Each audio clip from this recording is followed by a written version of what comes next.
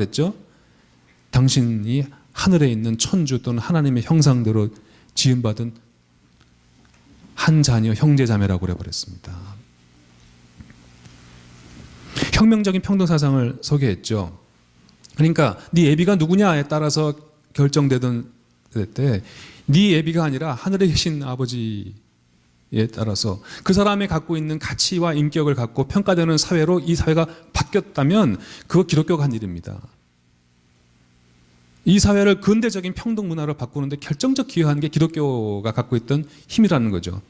그래서 진짜 아시죠? 상놈 노비가 교회 장로가 되고 왕손인 그야말로 선비 중에 선비인 그 사람이 마부가 돼서 그 노비 장로님을 모시고 형님이라고 불렀던 그 뒤집어진 역사가 기독교가 이 땅에 들어왔기 때문에 200년 전, 100년 전 일어났어요. 그래서 가톨릭에서 지금도 절두산 성지 가보시죠. 절두산, 이 절두산. 그 벼랑 밑에 그냥 목 쳐갖고 던지면 강물에 씻겨 내려가 버리니까 8,000명 목이 달아났을 때 그분들이 왜 거기 저 배우 누구죠? 그 조선 각시탈 나왔던 그 이순신 열연했던 누구죠? 그 남자 배우. 그 배우. 그 배우가 열연했던 그 조선 각시탈 투구인가 거기에 보시게 되면 거기 영화 잠깐 나오지만 목을 치겠다고 하는데 막 야소교 믿으러 예수 좋아갖고 막 교회당 천주당 나오는 이유가 뭐냐면요. 세상에 태어나서 단 한 놈도 나보고 귀하다고 한 적이 없고 나 개되지만도 못한 쓰레기였고 일만 하고 뒤지고 살으려고 했는데 누가 와서 너가 하늘에 계신 분의 자녀고 우리 모두 형제고 자매고 그 감동과 감격을 상상해 보세요. 뭐가 더 필요해요? 이미 천국을 경험했죠. 그럼 죽이면 죽겠다는 거예요. 죽여. 이미 천국인데 그 힘이 아니었습니까? 기독교가 이 땅에 들어왔을 때 100년 전, 200년 전 들어왔을 때. 근데 보시죠. 기독교 스스로가 자신의 가치관을 어떻게 배신했는지 보시죠. 지금 한국 개신교가 땅에 떨어진 많은 이유 중에 절대적 압도적 1위가 뭐냐면 세습이거든요. 목사가 자기 아들한테 세습하거든요. 교회당을 지어서 기업처럼 물려주거든요. 사회 지탄받으니까 맞받고 물려주거든요. 내 교회는 친구 아들 목사가 주고 친구 교회는 내 아들가 보내주고 맞바꿔서 세습했거든요. 물론 작년에 한국 기독교 역사의 중요한 역사는 각 교단 총회들이 몇 개의 교단 총회들이 세습을 법으로 방지한 것은 있지만 자, 요 의미를 생각해 보세요. 이 교회사적 민족사적 의미를 보세요. 200년 100년 전에 이 땅에 들어와서 네 예비가 누구냐로 평가받던 세상을 뒤집어버린 기독교가 그 기독교예요. 지 예비가 장로고 목사면 죄송합니다. 자식은 어디가 교회 얻기가 쉬운 세상을 누가 먼저 다시 열었나요? 자기 스스로가 타파하고 버렸던 인습과 구습을 스스로 불러와서 이 사회의 골칫거리가 된 게 뭐냐는 거죠. 자, 위기가 어디 있냐는 거죠.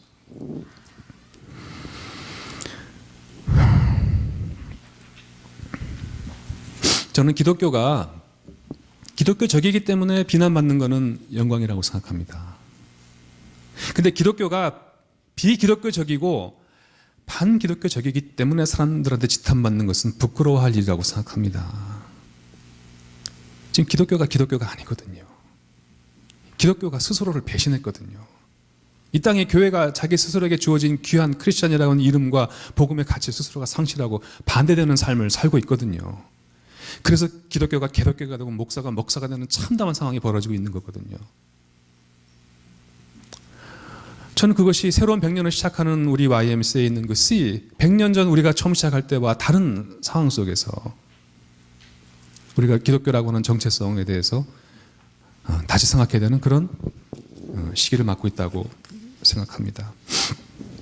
3년 뒤면은 2017년이면 중요한 해인데요. 1517년에 마르틴 루터가 비텐베르크 성당에다가 95개조 땅땅 못 박았던 종교개혁, The Reformation 한 지 500년이 되는 해입니다. 3년 뒤가 손봉호 교수가 뭐라고 말씀하셨냐면 세계 500년 개신교 역사 가운데 가장 타락한 개신교회가 한국 개신교회라고 돌직구를 날린 적이 있습니다.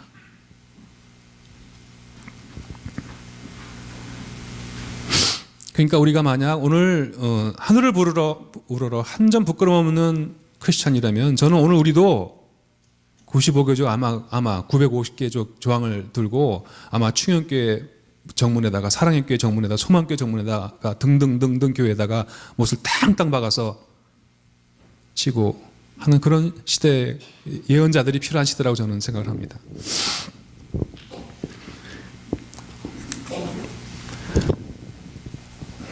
물건 살 때 이게 진짜냐 묻는 한국 사람들은 교회 다니는 사람들을 향해서 마음속으로 묻습니다. 당신 진짜야? 너 진짜야? 진짜 크리스찬이야? 아마 시민사회 운동하는 많은 우리 동료들은 너네가 붙어있는 간판에 붙어있는 C가 뭔데? 그거 이제 버려야 되는 거 아니야?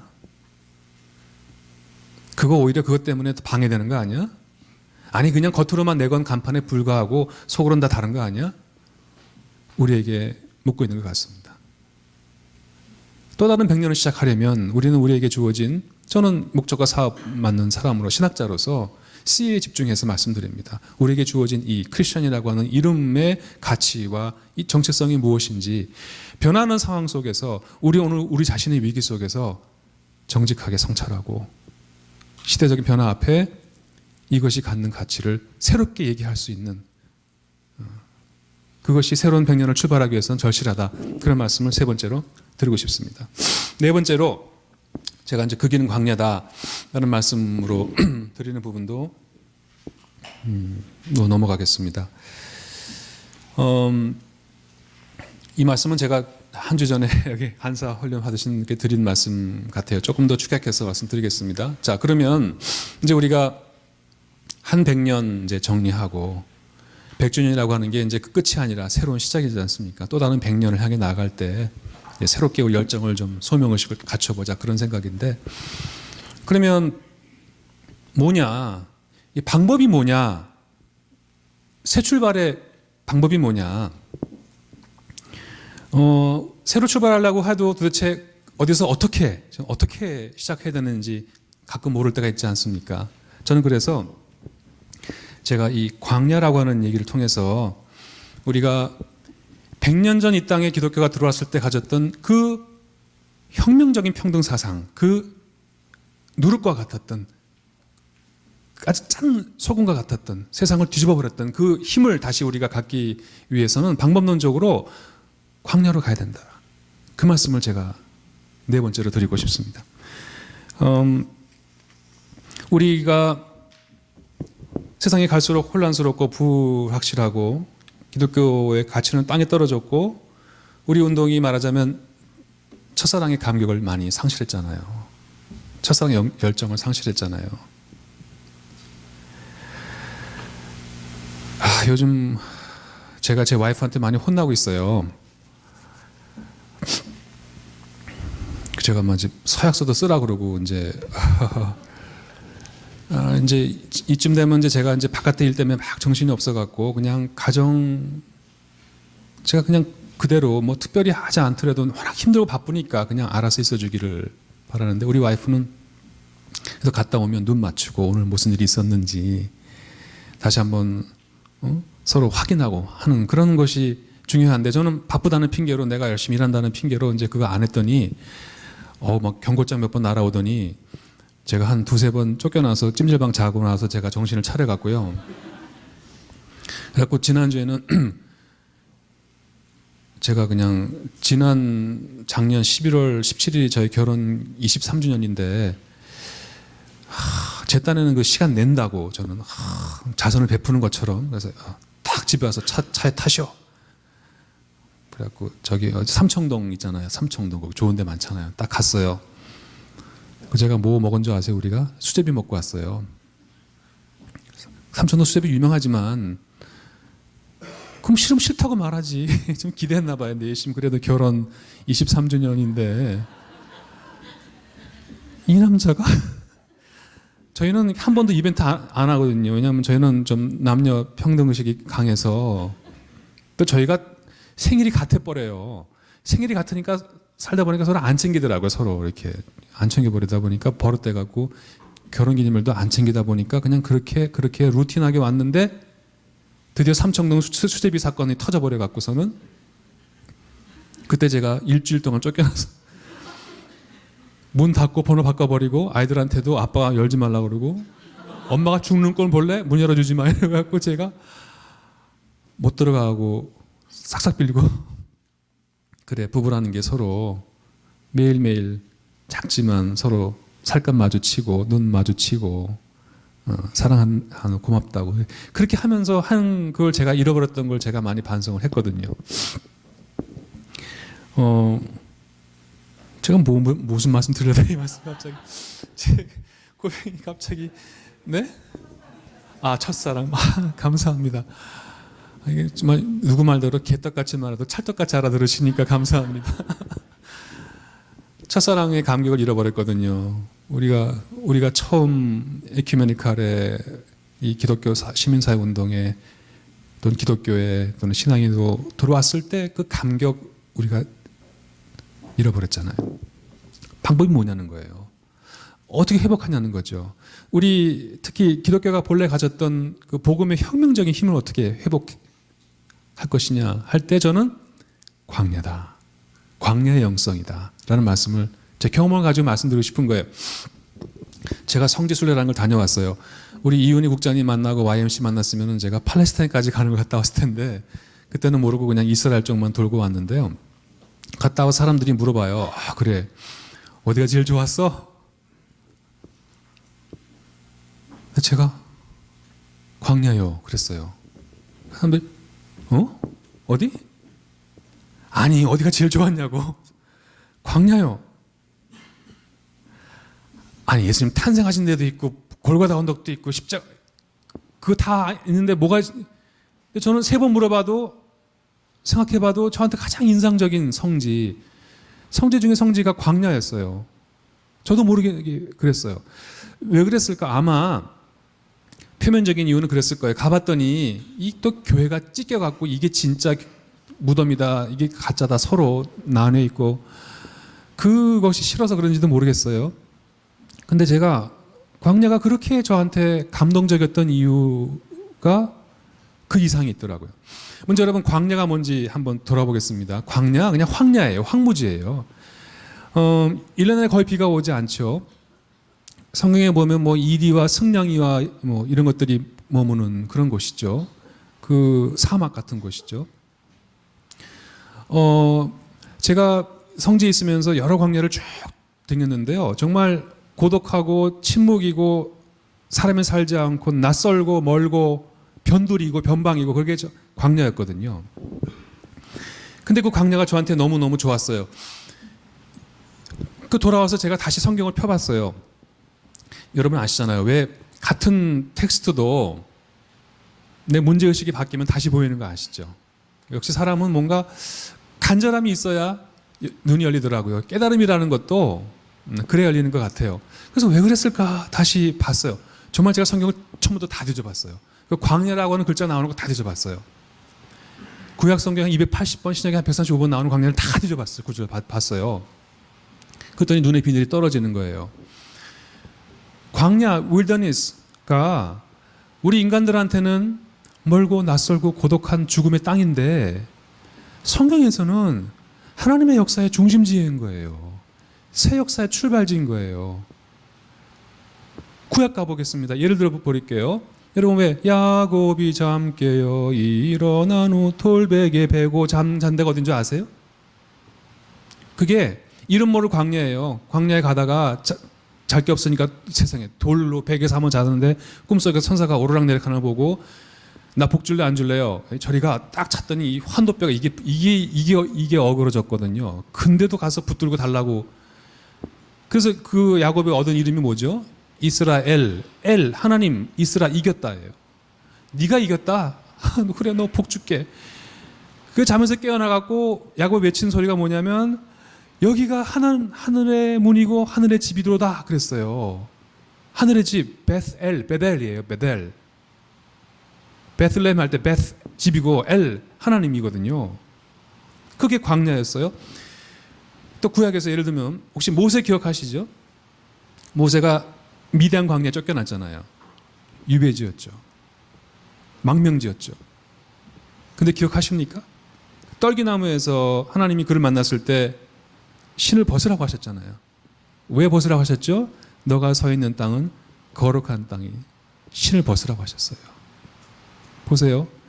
죽음의 땅, 고독의 땅, 망명의 땅이 하나님의 현존, 좀 신학적인 표현입니다만 하나님의 현존으로 말미암아 거룩한 땅 성지가 되었습니다. 호세아서 보니까 광야가 여러분 성경에 찬송가에 왜 아골골짝 빈들에도 아골골짝이 고통골짝이거든요. 그 광야가 평지도 아니에요. 무시무시한 골짝인데 그걸 희망의 문으로 만든다는 말씀이 구약에 나와요. 신약은 더한데요. 여러분 그 세례 요한, 예수님의 길을 준비한 세례 요한의 별명이 뭔지 아시죠? 어디서 외치는 소리였어요? 광야에서 외치는 소리였어요.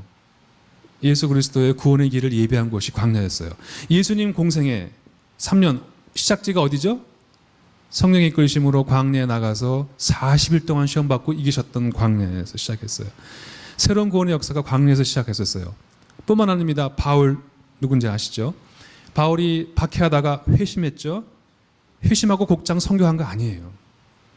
성경을 봤더니 아라비아 광야로 들어가 3년 동안 했었어요. 곧장 베드로 만나지 않고요. 혈육과 의논도 하지 않고 아라비아에 가서 3년 동안 집거하고 돌아왔어요. 지금도 성서학자들은 도대체 이 광야에서 뭔 일이 있었길래 교회를 박해하던 이 사람이 예수의 사자가 되었는가 하는 것이 지금도 신비 중에 신비죠. 또 하나, 이 기독교의 최초 외국인 파송 선교사가 빌립이라는 사람이에요. 필립. 그를 하나님이 부르실 때 사도행전 8장 26절인데요. 일어나 가라 부르세요. 일어나 가라. 예루살렘에서 가사로 가는 길을 가라. 그 다음 말이 중요해요. 그 길은 광야라. 이렇게 말씀하세요. 최초의 선교사를 불러일으키실 때 어디로 보냐면 광야로 보내요. 그러니까 제가 보니까 성경 전체에서 우리들의 인간의 편견과 지식과 선입관에서는 광야는 변두리고 변방이고 가지 말 것이고 먼 곳이고 아무것도 아닌 것 같은 곳인데 성서를 봤더니 이게 전복되는 거예요. 다시 봤더니 제가 왜 광야가 너무 좋았을까 봤더니 하늘의 문이고 희망의 골짜기고 새 역사가 시작되는 출발지고 하나님은 광야에서 즐겨 자신을 드러내시고 역사를 하셨더라고요. 그를 성서가 초질과 말하고 있는데 우리가 안 보였던 거죠. 못 봤던 거죠. 여러분 광야가 우리 한국인들에게는 뭔지 아시죠? 우선 당장 떠오르는 거는 여러분 그 찢기는 가슴 안고 사라졌던 그 누구 노래인지 아세요? 안치환가 아니에요. 원래 김광석 노래예요. 제가 TV 안 보는데 그 지난번에 그 JTBC인가에서 요즘에 그 히든싱어라고 하는 거 보세요. 그 가수 똑같이 모창하는 사람 그 어디 칸막이 뒤에 놓고 불러갖고 진짜 알아맞추는 그런 게임인데 지나가다가 김광석 할 때 제가 나 좀 보자고 봤어요. 제가 김광석 너무 좋아하는 게 제가 95년에 미국 유학 떠났어요. 그때 그가 뉴욕 맨하탄에 와서 공연을 했어요. 그리고 돌아갔는데 바로 96년 1월 6일 날 갔잖아요. 그러니까 저한테 너무 아련한 그런 기억이 있는 제가 좋아했던 가수인데 김광석의 노래예요. 해 뜨는 동해에서 해지는 서해까지 뜨거운 남도에서 그 다음에 광활한 만주벌판 보세요. 우리 광야는요 저 만주까지예요. 그 264의 광야 기억하시죠? 제가 고3 때 시험 봤는데 까먹어갖고 자 까마득한 날에 하늘이 처음 열리고 어디에 닭 오는 소리 들렸으랴 이거 노래 기억하잖아요. 그리고 이제 뒤에 가서 지금 눈 내리고 매화 향기 홀로 가득하니 내 여기 가난한 노래에 씨를 뿌려라. 다시 천고의 뒤에 백마 타고 오는 초연이 있어 이 광야에서 목 놓아 부르게 하리라. 그